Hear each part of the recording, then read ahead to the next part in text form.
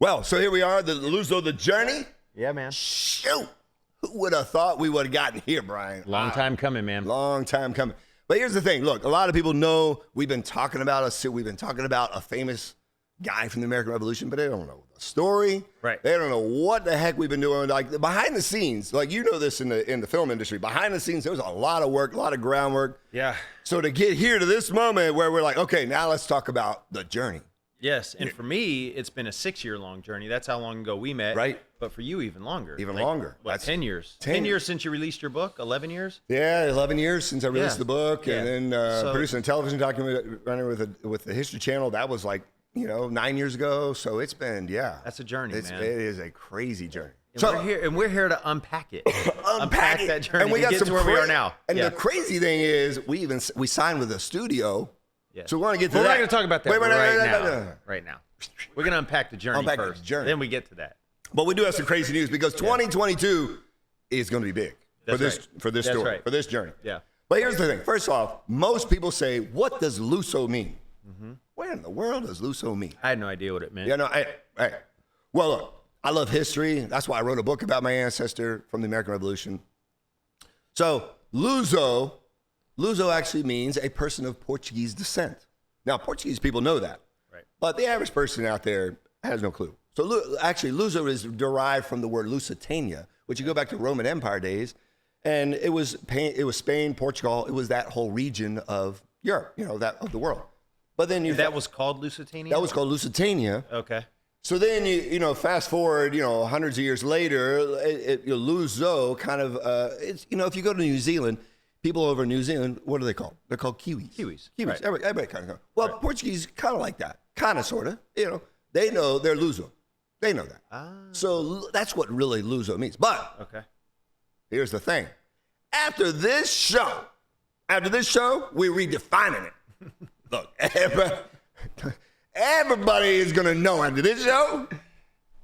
Luso means a badass warrior of Portuguese-American descent. I like it. Badass. I like it. All right. That's what I'm talking about.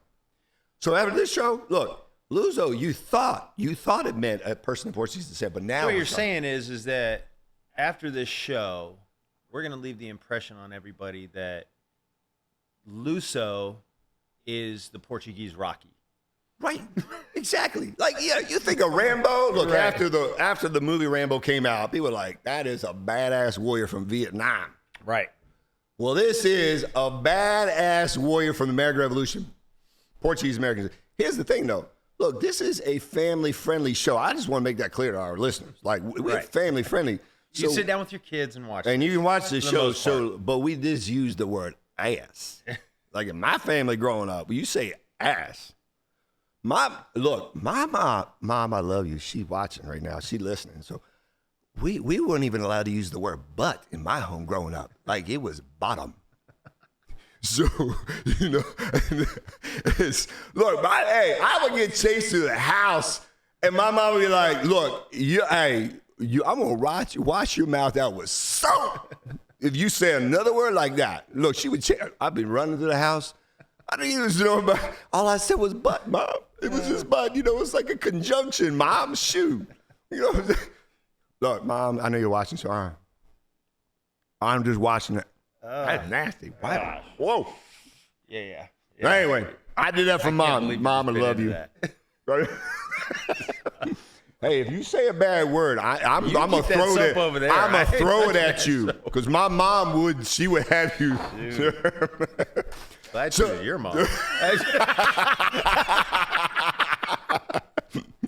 Well, anyway, in our house, look, that was a bad word. But the fact of the matter is, Peter Francisco, my ancestor, who we're telling this story about, we're bringing it to life on the screen, he was a badass warrior. There is actually a book called Badass Soldiers, Top 20 Badass Soldiers. Peter Francisco is right in that list. Was he really? Of the whole world. Yeah. I didn't know that. All right. I'll bring that book on one of the episodes. Okay. Crazy. So here you have this, legendary hero from the American Revolution, Peter Francisco, my famous ancestor. And now, how far back was this? And what side of the family was he on for you? So this would be my grandfather's lineage. And so here we go. Peter Francisco, obviously born during the American Revolution, 1776 era. His great-granddaughter was my great-grandmother. So Rosalie Francisco, my great-grandmother. Now, my great-grandmother, she passed away in the 50s. Yeah. My mom knew her, but I didn't ever meet her, of course. So, but I grew up in a home where there was talk about Peter Francisco in my home, probably because, Tim, hit this next picture. Probably because he was on a stamp in 1976, bicentennial stamp. Right. So when I was a kid, there was a lot of talk about that. And in particular, my grandmother loved to tell stories. And so now my grandmother was married to the descendant of Peter Francisco, but she knew how important it was to him. He didn't like telling stories. He was just that kind of guy. He's like, that wasn't him. But she loved telling stories. So when I was a kid growing up, man, I would hear about Peter Francisco, and he was this giant. I remember asking my grandma, he's a giant. Okay, well, how tall was he? Oh, he was like 9 feet tall. She didn't know. That's the truth of the matter. You know what I'm saying? It's like, that's where legends get stretched out. Every generation, oh, he was 10 when foot. Grandma's telling when grandma's telling a story, you're like, okay, grandma, he was 9 foot. All right, well, whatever. But there was a lot of talk in particular just because he was on a stamp. But it wasn't until I moved to North Carolina. And I think it was my uncle or somebody said, you should visit that monument that stands in honor of Peter Francisco. Now that you're in North Carolina, I was like, there's a monument for that guy? I'm like, what? Like, I remember as a kid hearing about some famous, and I do remember my grandmother knew he was Portuguese. So your grandmother knew that he was a famous soldier, or how did she tell the story about, like, why did it resonate with you? I think because just like a soldier in the Revolutionary War, or did she explain it like he helped us win the Is that what got you going? Man, I want to dig deeper about this guy. Yeah, I think it was as a kid. Every kid loves playing with a little army soldier, right? Yeah. I did that. You did that, right? Right. So as a kid, you're like, oh wow, we're a descendant of like a famous soldier. Like, okay. What? Okay, yeah. But what did he do in the American Revolution? I don't know. As a kid, I didn't know. Yeah. No, go to that next picture. So I moved to North Carolina, and my uncle says you should visit that monument. So I finally visit the monument. I'm like, wait, there's a monument for this guy. Like, I remember as a kid, my grandmother telling the story, but what did he do? I don't know. So I'm looking at this monument, and there's, it looks like the Washington Monument in Washington, D.C. It's actually in Greensboro, North Carolina. The plaque actually says that Peter Francisco rendered himself the most famous private soldier of the American Revolution in this battle because of this massive broadsword that he swings. I'm like, wait, hold on now. Come on. This big legendary giant renders himself the most famous private soldier of the Revolutionary War. And this battle in Greensboro, what did this guy do? I'm like, what the what? So from there, I go inside the museum. There's like a, museum with all kinds of swords and guns and muskets and whatnot. So I go inside. There's a bookstore. So I'm talking to the bookstore manager. This is the famous battle at Guilford Courthouse. At Guilford Courthouse. That's right. Yeah. So now, for the average person who's not in the American Revolution, at Guilford Courthouse, they're like, you just lost me. Mm-hmm. Now, for the guy who's really big into the American Revolution, oh, yeah, Guilford Courthouse. Right. Yeah, that battle. Big battle.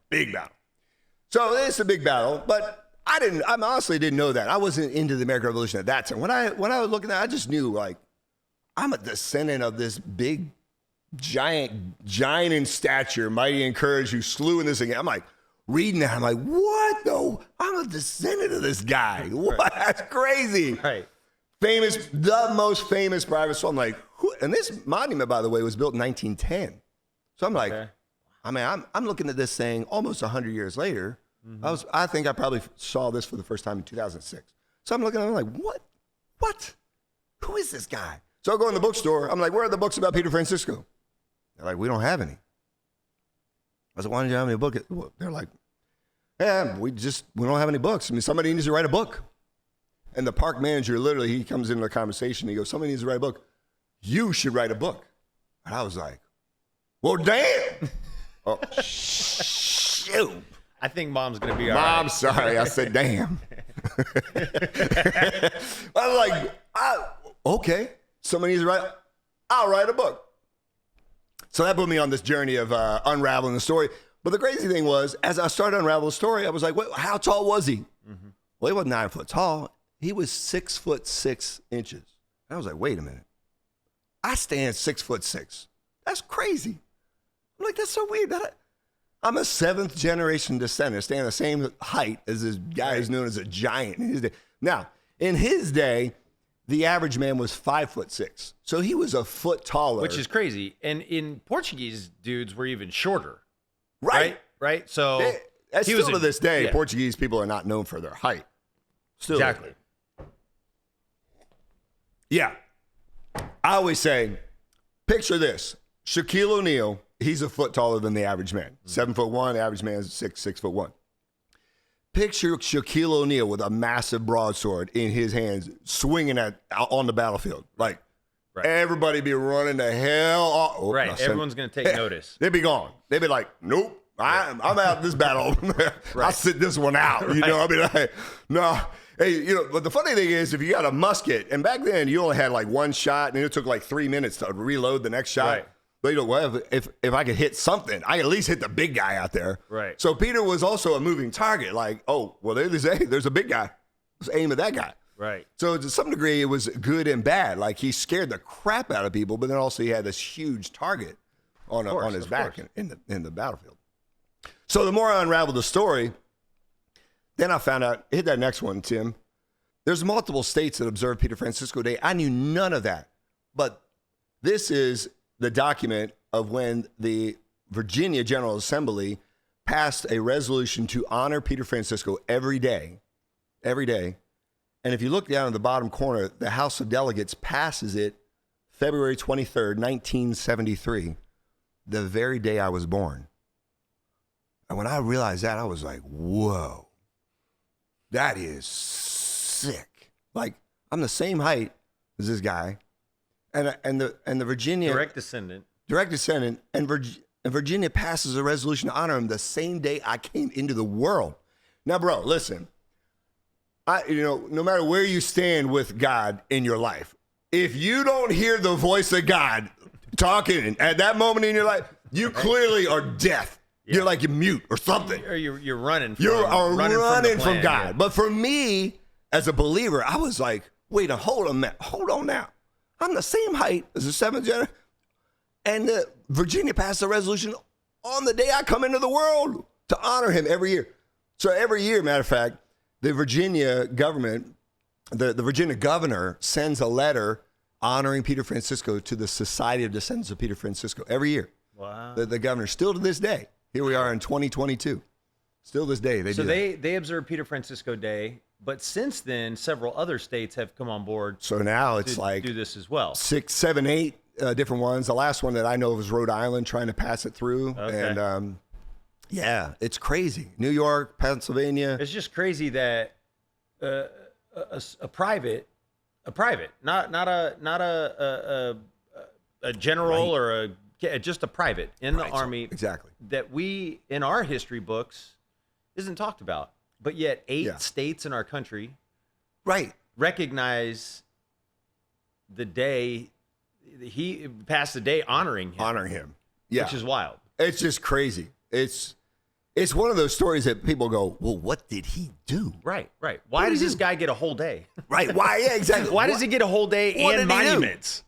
Man, well, on the crazy journey I had, so I of course found myself, I love acting, not to your degree, because I'm not, but I was like, you know what? If somebody's got to bring him to life, I'll bring him to life. Yeah, same height, size. Same height. Right. Big dude. I started like perform. I started working on the book, released the book. When did you start working on the book? So I started working on the book in 2006. So 2006 is park manager. A park manager. And he's like, says you need to write a book. You need to write a book. I'm like, well, hell, all right. I can do that. Shoot. I ain't got no English literary degree. Look, hey, some people would question whether or not I graduated from high school. I'm a homeschool grad. Right. So I was like, well, the Lord is going to have to be in this because the Lord knows I can't write a book. So anyway, I was on a journey. 2006 to 2009 is when I released my novel. Wow. And in 2009, I released it. And next thing you know, I started getting phone calls. And Tim hit the next one. I get phone calls from Massachusetts. They're like, hey, we heard you wrote a book about Peter Francisco. He's Portuguese. They're like, hey, come up to Massachusetts and maybe do like a performance. And like, we got this big parade. And I was like, okay, why not? You know, that'd be fun. And I just started getting more and more phone calls like that. There's my son, Josh, who today is 21, but here he is at 8 years old. He was on cloud nine because he was in a parade with his dad, you know. He didn't know squat about Peter Francisco. He just knew he was walking down the street. Yeah, in this parade. But I kept getting more and more phone calls, and I just kept, doing what I would do is I'd do book signings, and but I bring Peter Francisco to life like that, and so you see the sword there. People usually I would do the performance, and I would unravel the story up to the moment that George Washington had a massive sword. I bring out the sword, and as I was doing my performance, at the moment in time I bring the sword, the whole crowd would like, whoa! You know, they'd freak out because you don't usually see a 6-foot broadsword. Right. And that was, in fact, the size. The story is that was the size. He was so big, he complained the swords were too small. And the story is that he said they were like a toothpick in his hand. So legend has it, George Washington has this massive sword made for him, and he used it in one engagement in North Carolina here. Wow. So I would bring up, bring that in, and that usually just would shock the crowd. They were like, wow, can't. Right. But I went on to do other performances from 2008, actually was my first one, to 2018, 10 years of performing Peter Francisco to crowds all across the U.S., from California, Hawaii, to the Azores, all over Portugal, and it was just crazy. But you can go to the next one. I got some crazy stories of bringing Peter Francisco to life. This is one of my fun ones where the only time I actually rode a horse as Peter Francisco with the sword strapped to my back, kind of like Braveheart, that was the only time. I was the Grand Marshal in the parade in Virginia, where Peter Francisco, they had the administration building named after him. Like he lived. Where was this? This was in Buckingham County, Virginia. So I'm assuming in Buckingham County, they didn't have any like Clydesdales or Percherons. You look like that horse could ride you. Bro, you needed to be on like a big draft horse. That was the that biggest horse was struggling. He was like, "Oh my god!" That was the biggest horse I had. Dude on me. So my buddy Mitch here, I only met him that one time there, but he had a bunch of horses and he would use them in movies. Yeah. And so he had this one. He's like, "Here's a horse for you." And I get up on the horse. I'm like, "Sorry, bro." Yeah, I'm thinking this horse is going to keel over here any second now. And Mitch's like, well, okay, we got this other one over here. Yeah, let's see if maybe that'll fit you a little bit better, Poor horse. How long did you ride it? I rode it for, I think it was about an hour. Okay. And so after I was a Grand Marshal in parade, and he gave that guy like a 2-week break after that. He's like, you don't got to do no more rides, bro. Right. I'm going to give you a break. Maybe get you a massage. We got a massage parlor for you. You got Peter Francisco riding you around for 1 hour. Actually, the crazy thing is you think about that. Back in there, like a battle would go on for hours. Right. Well, in your book and how the story unfolds, he's if he does ride, it's a big giant draft horse, right? Right. Like a Belgian. Yeah, Okay. We didn't have him. Anyway, that's funny. And one of the other wild stories, there's so many stories, but one of the wild stories was doing a performance in Virginia where they had built a monument where Peter Francisco was found as a little kid. And he was found on a dock in Virginia. There's this huge monument that some ladies had raised money around the same time I was born. So 1973, it took them years to raise all this money, capital, to build this huge monument. So I do a performance in that. Those ladies call, they hear about me, they hire me, they have me come in and do a performance for a historic group in the town. And afterwards, after they were like, hey, we want to take you to lunch and all that. So they take me to lunch. They could not stop calling me Peter. It was the weirdest thing. It was just freaky weird. Like they never called me Travis. It was funny. They just kept calling me Peter. Anyway, crazy stories. And in the wild journey, I kind of morphed it. Tim, you can hit the next one into this. So the last several years of my performances were more, I was more thinking movie and film and where could this go into a different look. And so I did most of the performances in I don't know. I did over 100, but I don't know, probably last 30 or 40 different performances was a different look. More trying to go with something that was epic. Yeah. In my mind, like a badass warrior. Yeah, like a badass warrior. Yeah. Yeah. The Portuguese-American badass warrior. So next one. I mean, through the journey, it was crazy meeting G. Gordon Liddy. Oh yeah, G. Gordon. He was actually like the henchman during Watergate days, and I had one of the top radio shows. He passed away actually just a year or two ago. But I was on Michael Savage radio show.